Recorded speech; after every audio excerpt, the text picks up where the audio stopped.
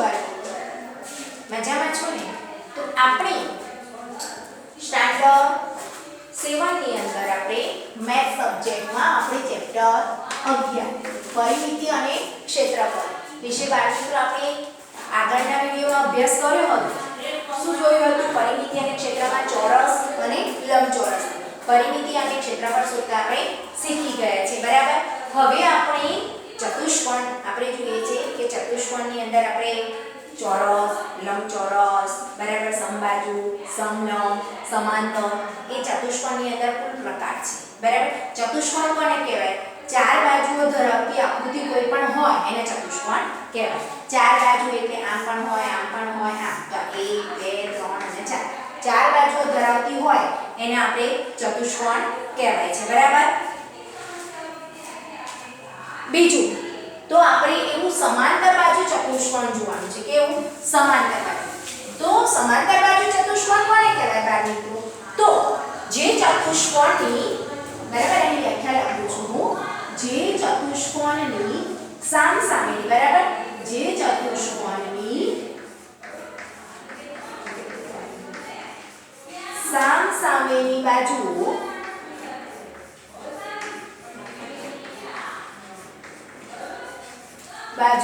સમાંતર હોય, સામસામેની બાજુઓ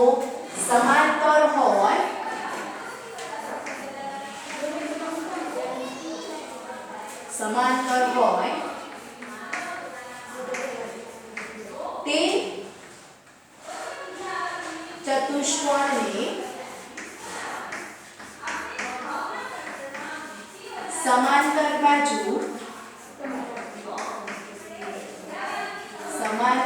બાજુ ચતુષ્કોણ કહેવાય. સમાંતર બાજુ ચતુષ્કોણ કહેવાય, બરાબર?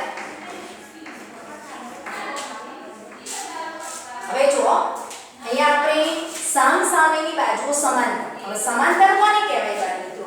તો એકબીજાની પરસ્પર છેદતી ના હોવી જોઈએ. કેવી હોવી ના જોઈએ? છેદતી હોવી જોઈએ નહીં. આ બે બાજુઓ છે, આ બે એકબીજાને ક્યાંય છેદતી ના હોવી જોઈએ. પણ હું આમ એક આ દઉં અને કામ દઉં તો આ આગળ જતા પરસ્પર અહીંયા છેદશે તો આને સમાંતર કહેવાય નહીં.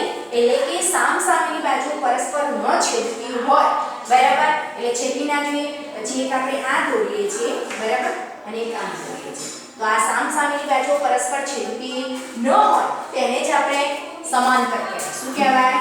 હવે આપણે ચોરસ દોરીએ છીએ તો આ સામેની બાજુ અને આ સામેની બાજુ ગમે તેટલી બંને બાજુ આપણે લંબાવીશું તો એ પરસ્પર એકબીજાને છેદશે નહીં. એટલે પરસ્પર ના છેદતી હોય તેને સમાંતર રેખાઓ કહેવાય. સમાંતર રેખાઓ કોને કહેવાય? રેખા તમે ભણી જાઓ પહેલા. સમાંતર એટલે કે એકબીજાને પરસ્પર ન છેદતી હોય એને સમાંતર કહેવાય, બરાબર? હવે બાજુઓ સમાંતર હોવી જોઈએ, બરાબર? તે ચતુષ્કોણની કેવી? પણ સામસામેની. હવે જુઓ, અહીંયા આપણે A B C અને D. તો આ રેખાખંડ AB છે, એની સામેની બાજુ કઈ? BC. તો આ બંને કેવી છે? સમાંતર છે, એકબીજાને છેદતી નથી. સમાંતર કોને કહેવાય? પરસ્પર એકબીજાને ન છેદે, બરાબર? અત્યારે ના છેદતી હોય પણ આગળ જતા લંબાવતા પણ જો છેદે તેને સમાંતર ના કહેવાય. એટલે આ પરસ્પર એકબીજાના છેદતી નથી એટલે સમાંતર કહેવાય. અહીંયા AD એની સામેની બાજુ કઈ થઈ? BC. તો એ પણ સમાંતર છે. તો જે ચતુષ્કોણની સામસામેની બાજુઓ સમાંતર હોય તે ચતુષ્કોણને આપણે સમાંતર બાજુ ચતુષ્કોણ કહેવાય. સમજણ પડી? સમાંતર બાજુ ચતુષ્કોણ કોને કહેવાય? તો ચતુષ્કોણ એટલે કે પહેલા ચાર બાજુઓ જોઈએ અને એની અંદર પણ સામસામેની બાજુઓ સમાંતર હોવી જોઈએ. તે ચતુષ્કોણને આપણે શું કહીએ છીએ? સમાંતર બાજુ ચતુષ્કોણ કહેવાય છે. બીજું, સમાંતર બાજુ ચતુષ્કોણની અંદર શું હોય છે બાળ મિત્રો? તો સમાંતર બાજુ એનો અહીંયા તમે લખું છું એનો પોઈન્ટ બીજો કે સમાંતર બાજુ ચતુષ્કોણ હોય છે એની સામસામેની બાજુ સમાન એટલે માપ, લંબાઈ આ જેટલું હોય એટલું જ હોય. આ 4 સેમી હોય તો એની સામેની બાજુનું માપ પણ 4 સેમી જ હોવું જોઈએ. આ AD 2 સેમી હોય તો આ BC પણ 2 સેમી હોવું જોઈએ. એટલે સામસામેની બાજુ સમાંતર પણ હોવી જોઈએ અને સમાન પણ હોવી જોઈએ, એટલે કે માપ તરીકે. તો સમાંતર બાજુ ચતુષ્કોણમાં સમાંતર બાજુ ચતુષ્કોણ ચતુષ્કોણમાં સામસામેની બાજુઓ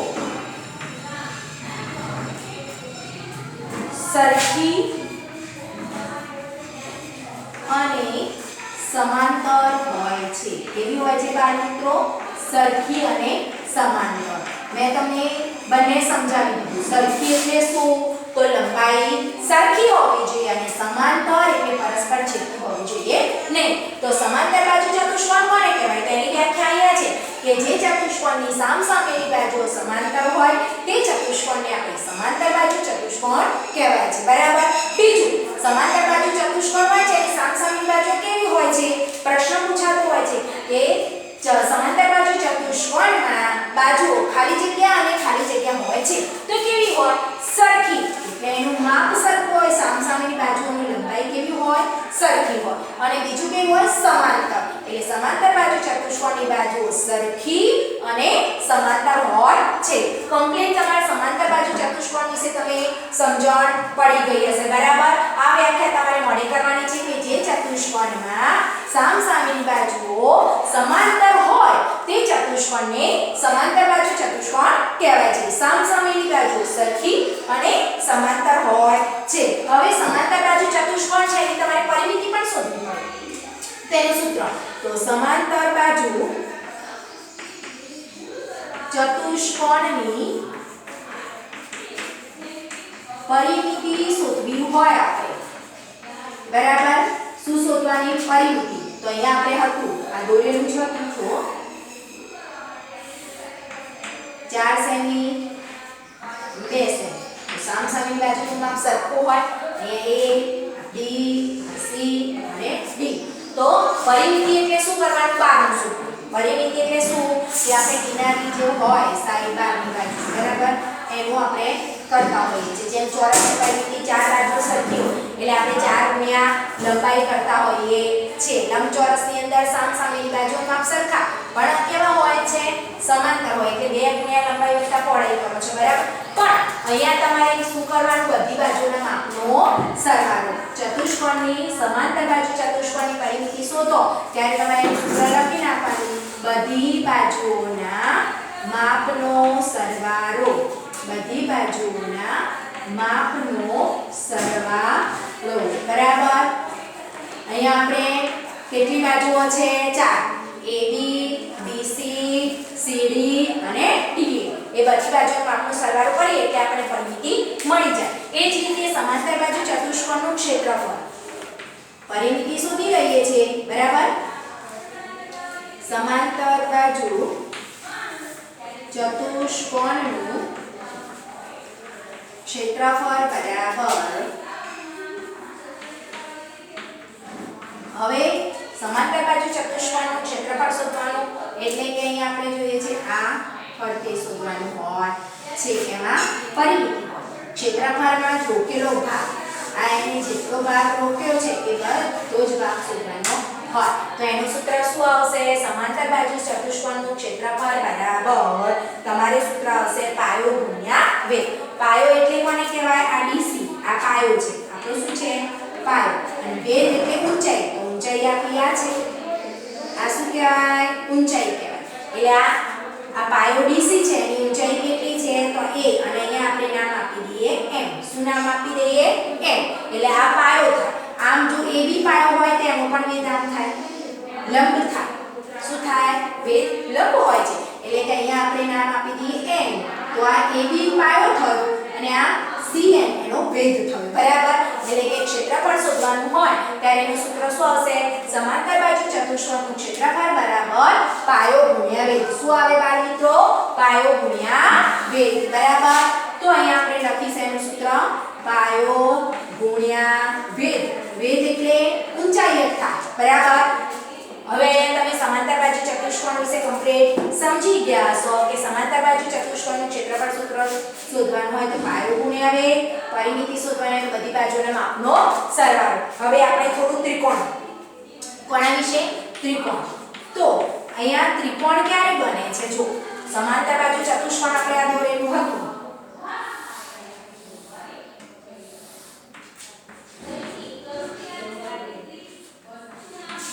સમાંતર બાજુ ચતુષ્કોણની અંદર એક વિકર્ણ, વિકર્ણ ક્યાં દોરીએ છીએ? સામસામેના ખૂણાઓ. તો આ વિકર્ણ દોરી દીધું મેં. તો આ તમારું શું બની ગયું? ત્રિકોણ. કેટલા ત્રિકોણ બની ગયા? બે. આ એક ત્રિકોણ, આ બીજું ત્રિકોણ. બરાબર. એક ત્રિકોણ બને ABC. કયું બન્યું ત્રિકોણ?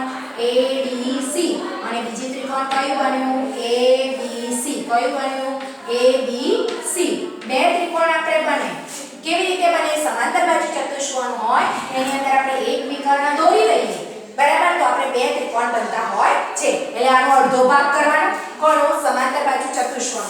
તો એનું ક્ષેત્રફળનું સૂત્ર જે હોય એના આધારે એનું અડધું કરી નાખે એટલે એક દુત્યાંશ કરી દેવાનું. બરાબર. તો અહીંયા આપણે જોઈએ છે કે ત્રિકોણ કેવી રીતે બને છે? તો સમાંતર બાજુ ચતુષ્કોણ હોય એની અંદર એક વિકર્ણ દોરવાથી કેટલા ભાગમાં? બે ત્રિકોણમાં એમને વહેંચાતું હોય છે. તો અહીંયા આપણે ત્રિકોણનું ક્ષેત્રફળ શોધીએ. ત્રિકોણનું ક્ષેત્રફળ બરાબર. હવે જો જે સમાંતર બાજુ ચતુષ્કોણ હતું બરાબર, પાયો ગુણ્યા વેધ, પણ એનું અડધું થઈ ગયું ને એટલે એનું સૂત્ર બની જશે 1/2 ગુણ્યા પાયો ગુણ્યા વેધ. સમજણ પડી બાળ મિત્રો? સમાંતર બાજુ ચતુષ્કોણનું ક્ષેત્રફળ સૂત્ર હતું પાયો ગુણ્યા વેધ. ત્રિકોણનું કેવી રીતે થયું? તો જો આપણે આ સમાંતર બાજુ ચતુષ્કોણની અંદર એક વિકર્ણ દોરી દીધું એટલે તમારે બે ત્રિકોણ બને.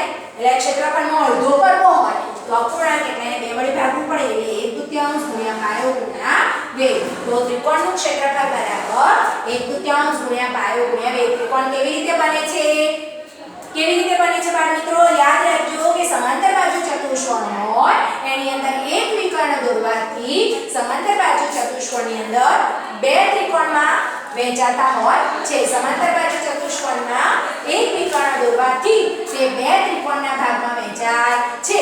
એટલે ત્રિકોણનું ક્ષેત્રફળનું સૂત્ર બને 1/2 ગુણ્યા પાયો ગુણ્યા વેધ. બરાબર. આ તમને કમ્પ્લીટ સમજણ પડવી જોઈએ. હવે પાયો હોય એને આપણે d કહીએ, વેધ એટલે ઊંચાઈ. વેધ એટલે ઊંચાઈ કહેવાય. બરાબર. એટલે તમે h લેવાનો. પાયો એટલે નીચે આધાર. પાયો હંમેશા આપણો પણ આધાર ક્યાં છે? પ.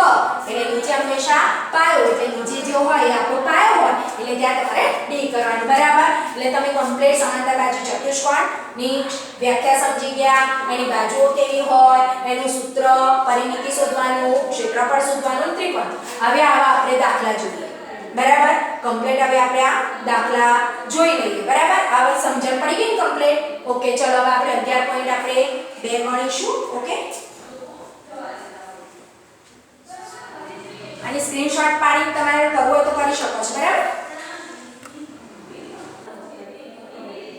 ચલો બાળ મિત્રો, આપણે હવે સ્વાધ્યાય 11.2 છે એની અંદર આપણે જે વ્યાખ્યા સમજ્યા સમાંતર બાજુ ચતુષ્કોણ અને ત્રિકોણ, તો એના ક્ષેત્રફળ શોધવાના છે. અહીંયા આપણને આકૃતિ દોરેલી આપેલી છે. પહેલો દાખલા નંબર 1 છે કે નીચેના સમાંતર બાજુ ચતુષ્કોણનું ક્ષેત્રફળ શોધો. શું કરવાનું છે? આપણે ક્ષેત્રફળ શોધવાનું છે. હવે ક્ષેત્રફળ શોધવું હોય તો તમે સૂત્ર યાદ કરો. સમાંતર બાજુ ચતુષ્કોણનું ક્ષેત્રફળ શોધવાનું સૂત્ર કયું હતું બાળ મિત્રો? યાદ કરો તો સરસ. કયું? પાયો ગુણ્યા વેધ. Very good. બરાબર. હવે અહીંયા આપણે જુઓ A નંબરની આકૃતિ છે. બરાબર. એની અંદર પાયો કોણ છે? આ નીચે હંમેશા શું હોય બાળ મિત્રો? પાયો. અને એના ઉપર જે લંબ દોરવામાં આવે, જુઓ લંબ કેવો હોય? ઊંધો T. એટલે અહીંયા તમારે લંબ થાય તો કાટકોણ બનતું હોય. એટલે અહીંયા તમારે જોવાનું, અહીંયા કાટખૂણો દોરેલો આપેલો છે એટલે આ તમારો શું થયો? લંબ થયો. શું થયો? લંબ. અહીંયા નામકરણ આપણને આપેલું નથી એટલે આપણો પાયો કેટલો છે? 7 સેમી અને વેધ કેટલું છે? 4 સેમી. તો અહીંયા આપણે સૂત્ર લખીશું સમાંતર બાજુ ચતુષ્કોણનું. અહીંયા પહેલા પાયો આપણને કેટલો આપે છે તો અહીંયા લખીશું પાયો બરાબર 7 સેમી. બરાબર. અને વેધ, વેધ એટલે ઊંચાઈ. તો વેધ આપણને કેટલી આપી છે? 4 સેમી. હવે જુઓ પાયો હોય ત્યાં તમે શું લખશો? તો જો વેધ એટલે ઊંચાઈ અને પાયો એટલે b. એટલે તમે અહીંયા b કરીને લખો તો પણ ચાલે. અને ઊંચાઈ વેધમાં તમે h કરો તો પણ ચાલે. બરાબર. એટલે તમારે એ મેં લખ્યું છે b લખવું હોય તો પણ લખી શકો છો, h લખવું હોય તો પણ લખી શકો. એટલે પાયો એટલે b થાય, વેધ એટલે ઊંચાઈ એટલે h કરે. બરાબર. હવે અહીંયા લખીશું સમાંતર બાજુ ચતુષ્કોણનું, સમાંતર બાજુ ચતુષ્કોણનું ક્ષેત્રફળ બરાબર ચતુષ્કોણનું ક્ષેત્રફળ બરાબર સૂત્ર કયું થાય બાળ મિત્રો? પાયો ગુણ્યા વેધ. એટલે અહીંયા અહીંયા લખીશું પાયો ગુણ્યા વેધ બરાબર. હવે જો પાયો કેટલો છે 7 અને વેધ કેટલો છે 4 સેમી. તો આ બંનેનો ગુણાકાર કરવાનો 7 4 28 સરસ. અને ક્ષેત્રફળ શોધતા હોય બાળકો તો આપણે ચોરસના લંબચોરસના કોઈ પણ ક્ષેત્રફળ શોધીએ ત્યારે એનો જવાબ શેમાં આવે તો ચોરસ સેમી લખો. પણ આપણે એનસીઈઆરટી પ્રમાણે અત્યારે કેવી રીતે લખીએ છીએ સેમી સ્ક્વેર. તમે ચોરસ સેમી લખો તો પણ સાચું પડે ખોટું પડે નહીં. પણ જો આપણે ચોરસ લખીએ તો પણ સેમી સ્ક્વેર કરવો પડે. સ્ક્વેર એટલે ઉપર બે ઘાત લખીએ છીએ એટલે બે વાર થાય. તો અહીંયા જવાબ કરીને લખીશું કે સમાંતર બાજુ ચતુષ્કોણનું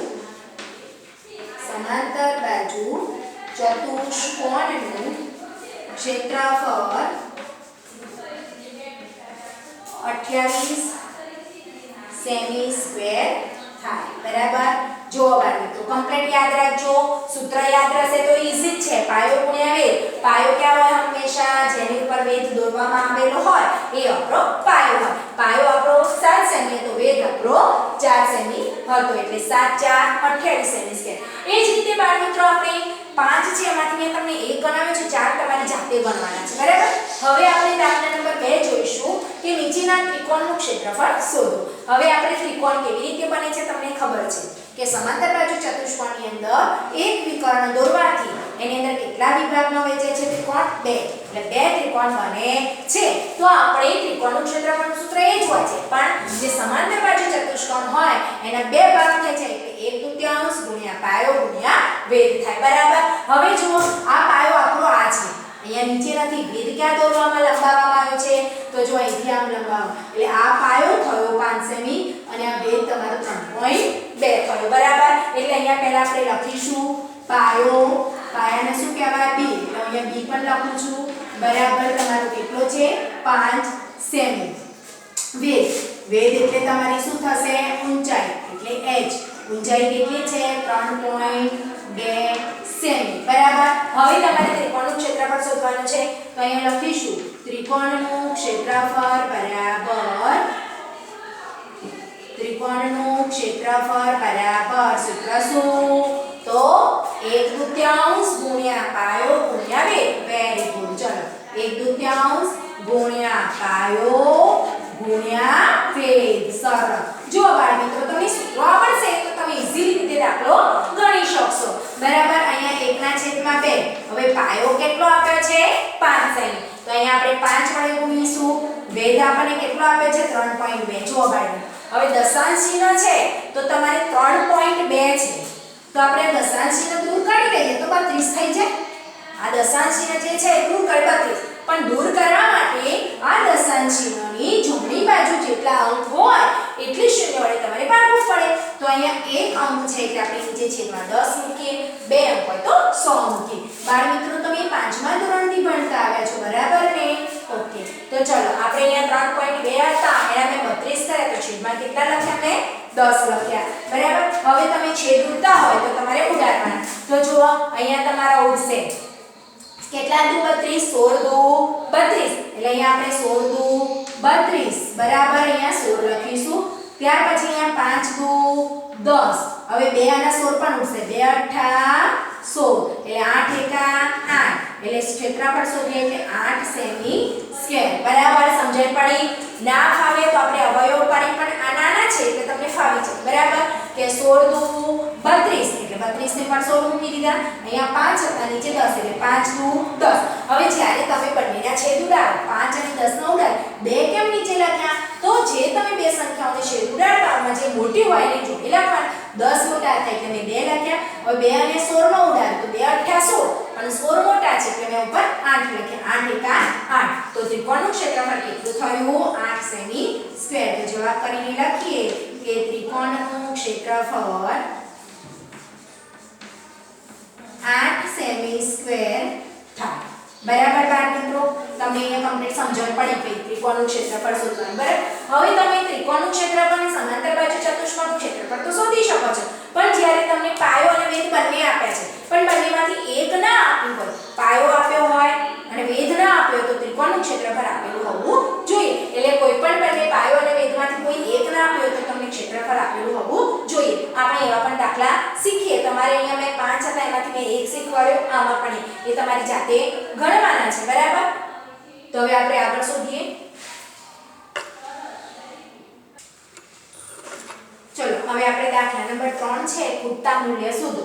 હવે અહીંયા આપણને સમાંતર બાજુ ચતુષ્કોણ આપ્યું છે. શેનું આપ્યું છે બાળ મિત્રો? અહીંયા આપણને સમાંતર બાજુ ચતુષ્કોણનું ક્ષેત્રફળ આપેલું છે. તો અહીંયા આપણે સમાંતર બાજુ ચતુષ્કોણનું ક્ષેત્રફળ આપેલું હોય તો એમાંથી આપણે આધાર એટલે પાયો અને ઊંચાઈ એટલે વેગ. જ્યારે આપણે ક્ષેત્રફળ આપ્યું હોય ત્યારે જ આપણે આધાર કે ઊંચાઈ એ બંનેમાંથી આપણે એક શોધી શકીએ છીએ. તો અહીંયા આપણે લખીશું સમાંતર બાજુ ચતુષ્કોણનું ક્ષેત્રફળ બરાબર સમાંતર બાજુ ચતુષ્કોણનું ક્ષેત્રફળ બરાબર સૂત્ર શું આવે બાળ મિત્રો? પાયો ગુણ્યા વેગ. સરસ. તો અહીંયા જો આપણે હવે તમને ક્ષેત્રફળ આપી દીધું છે એટલે ક્ષેત્રફળ તો આ બાજુ છે, બરાબરની ડાબી બાજુ. તો અહીંયા આપણે લખીશું 246 બરાબર પાયો તમારો કેટલો છે? આધારે આપણો પાયો કહેવાય એટલે 20 અને વેગ આપણને આપી નથી એટલે ઊંચાઈ. બરાબર? હવે તમારે ઊંચાઈ શોધવી હોય એટલે તમારે 20 ને ક્યાં લઈ જશો? 246 ની જોડે એટલે કે છેદમાં. તો અહીંયા લખીશું માટે h બરાબર 246 ના છેદમાં 20. બરાબર? હવે તમે 246 ભાગ્યા 20 કરી નાખો ભાગાકાર તો થઈ જાય. તો જુઓ અહીંયા 20 એકા 20.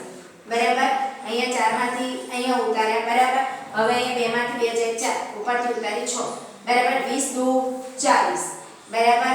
અહીંયા 6 માંથી 0 જાય એટલે 6, 4 માં 4 જાય 0. ભાગમાંથી 4 તો એટલે પોઈન્ટ મૂકીને અહીંયા આપણે શું ઉતારી 12 5 60. બરાબર? એટલે 0 0 0. બરાબર? એટલે કેટલો આવે? 12.5. તો માટે h બરાબર 12.5. હવે આપણે સેમીમાં આપેલું છે. શેમાં આપ્યું છે? સેમી. એટલે અહીંયા આપણે લખશું સેમી. બરાબર? તો જો જ્યારે આપણે ક્ષેત્રફળ આપી દીધું હોય ત્યારે આપણે આધાર કે ઊંચાઈ બંનેમાંથી એક શોધી શકીએ. તો અહીંયા ક્ષેત્રફળ આપણે 246 સેમી સ્ક્વેર આપ્યું તો એટલે ક્ષેત્રફળની નીચે 246, પાયો આપણને 20 આપ્યો તો વેગ આપણને આપ્યો નથી. બરાબર? હવે h શોધવો છે. હવે આપણને તો ગુણાકાર ના થાય એટલે આપણે 20 ને કઈ બાજુ લઈ જવા પડે? 246 જોડે. હવે આ ગુણાકારનો સંબંધ હોય તો કેવો થઈ જાય? ભાગાકારનો. ડાબી બાજુથી જમણી બાજુ જાય ત્યારે. તો અહીંયા 246 ભાગ્યા 20 ભાગાકાર કરો એટલે જવાબ કેટલો આવે? 12.5 સેમી. તો આપણે અહીંયા જવાબ કરીને લખી શકીએ કે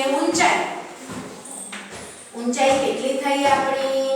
12.5 સેમી. સમાંતર બાજુ ચતુષ્કોણની ઊંચાઈ 12.5 સેમી થાય. એ જ રીતે બાળ મિત્રો અહીંયા ત્રિકોણનું ક્ષેત્રફળ આપેલું છે. શેનું આપ્યું છે? આ ત્રિકોણનું ક્ષેત્રફળ આપ્યું છે. અહીં ક્ષેત્રફળ આપ્યું હોય તો આપણે ઊંચાઈ કે આધાર બંનેમાંથી શોધી શકીએ છીએ. હવે અહીંયા આપણને આધાર શોધવાનો છે. શું શોધવાનો છે? આધાર. ઊંચાઈ આપી છે તો અહીંયા આપણે પહેલા લખીશું ત્રિકોણનું ક્ષેત્રફળ બરાબર ત્રિકોણનું ક્ષેત્રફળ બરાબર સૂત્ર શું આવે બાળ મિત્રો? 1/3. ત્રિકોણની અંદર 1/3 કરવાનું. કેમ? કારણ કે વિકર્ણ દોરવાથી અડધો થઈ જાય છે સમાંતરમાંથી એટલે પાયો ગુણ્યા વેગ. હવે ક્ષેત્રફળ આપણને કેટલું આપે છે બાળ મિત્રો? 1256. બરાબર? એટલે અહીંયા 1256 બરાબર 1/3. પાયો આધાર આપણને આપેલ નથી એટલે ત્યાં શું લખીશું? p. અને વેગ આપણને કેટલો આપે છે? 31.4. બરાબર? હવે જુઓ તમે અહીંયા આપણે 1256 બરાબર અહીંયા 31.4 ગુણ્યા કરીશું એટલે તમારે કેટલા થઈ જશે? 31.4. હવે દશાંશ ચિહ્ન દૂર કરો એટલે કેટલા થઈ જાય? 314. એટલે છેદમાં કેટલા લખવા આપણે? 10 અને આ 2 ના 2 અને ગુણ્યા અહીંયા b છે. બરાબર? એટલે 314 ના છેદમાં આ દશાંશ ચિહ્ન દૂર કરો એટલે 10 ગુણ્યા b. હવે આપણે b શોધવાનો છે એટલે આ 1256 જોડે લઈ જઈશું એટલે ઉલટાઈ જશે. તો અહીંયા કરીશું માટે b બરાબર 1256. હવે આ 10 ગુણ્યા 2 આની જોડે ગયા એટલે ઉલટાઈ જાય એટલે 10 ઉપર જતા રહેશે. બરાબર? છેદ આખો અંશમાં જતો રહે, અંશ છેદમાં આવી જાય એટલે 314. બરાબર? હવે તમે 314 તમારે ઉડાડી દેવાનું માટે અહીંયા b બરાબર 314 ભાગ્યા 2 કરી નાખો તો તમારો જવાબ થઈ જશે. તો અહીંયા આપણે 314 ભાગ્યા 2 2 એકા 2 3 માંથી 2 જાય 1 ઉપરથી ઉતારે 1 2 5 10 11 માંથી 10 જાય 1 અને 2 સિક્કા બરાબર. એટલે જવાબ કેટલો આવ્યો? 157. એટલે અહીંયા આપણે 157 લખી દીધા. હવે 157 ને તમે 556 એ બંને સાથે ઉડાડવાનું. શું કરવાનું છે? ઉડાડવાના છે. 157 અને 1256 ને તમે અવયવો પાડી દો. 1256 ના અવયવો પાડશો અને 157 ના અવયવો પાડશો એટલે તમારે છેદ ઉડી જશે. તો અહીંયા આપણે 1256 ના અવયવો પાડી દઈએ છીએ. 2 બાર ચાલશે, 2 6 12, 2 દુ 4, વધી પડી 2 8 16. હજી 2 બાર ચાલશે, 2 તારી 6, 2 એકા 2, 2 4 8. હજી અહીંયા આપણે જોઈએ છે 2 બાર ચાલશે, બરાબર. તો જો અહીંયા તમે ન ઉડાડ્યો, હવે 2 બાર ચાલશો તમે એટલે 2 એકા 2, વધી 2 પંચા 10, બરાબર. વધી 1, 2 સિત્તા 14. હવે એ 2 બાર ન ચાલે, 7 ને 5 12 ને 13 એટલે તમારે એ પણ બાર ન ચાલે, બરાબર. એટલે અહીંયા તમારે કેટલા થશે? 157 ને 157, બરાબર. તો 157 એકા 57 એટલે અહીંયા તમે કરશો એના હવે 2 ગુણ્યા 2 ગુણ્યા 2 ગુણ્યા 157, બરાબર. 2 ગુણ્યા 2 ગુણ્યા 2 એટલે 157 અને છેદમાં આપણા 157 છે એમને. અને આ 10 બાકી છે ગુણ્યા 10. 157 ઉડી ગયા તો 10 દુ 20, 20 દુ 40, 40 દુ 80 એટલે b બરાબર આપણો કેટલો થયો? 80. હવે તમને અહીંયા શેમાં આપ્યું છે? મીમી સ્ક્વેર. એટલે અહીંયા આપણે લખીશું મી. તો અહીંયા આપણે જવાબ કરીને લખી શકીએ છીએ કે આધાર કેટલો થયો આપણો? 80 મીમી. જવાબ કરીને લખાય આધાર 80 મીમી થાય, બરાબર. સમજણ પડી ગઈ? છેદ ઉડાડવામાં ધ્યાન રાખવાનું, બરાબર. વ્યવસ્થિત રીતે તમારે છેદ ઉડાડી અને શોધવાનું. ક્ષેત્રફળ આપેલું હોય તો જ પાયો અને વેધમાંથી તમે બંનેમાંથી ગમે તે શોધી શકો. તો તમારે દાખલા નંબર 4 સુધી 11.2 માં ગણવાનું છે. Thank you.